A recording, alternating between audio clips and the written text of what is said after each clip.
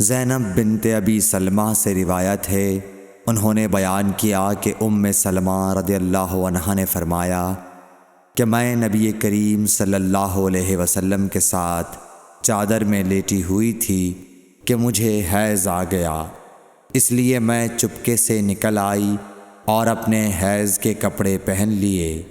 رسول کریم صلی اللہ علیہ وسلم نے فرمایا، کیا تمہیں حیض آ گیا ہے؟ میں نے کہا جی ہاں۔ پھر مجھے آپ نے بلا لیا اور اپنے ساتھ چادر میں داخل کر لیا۔ زینب نے کہا کہ مجھ سے ام سلمہ نے بیان کیا کہ نبی کریم صلی اللہ علیہ وسلم روزے سے ہوتے اور اسی حالت میں ان کا بوسہ لیتے، اور میں نے اور نبی کریم صلی اللہ علیہ وسلم نے ایک ہی برتن میں جنابت کا غسل کیا۔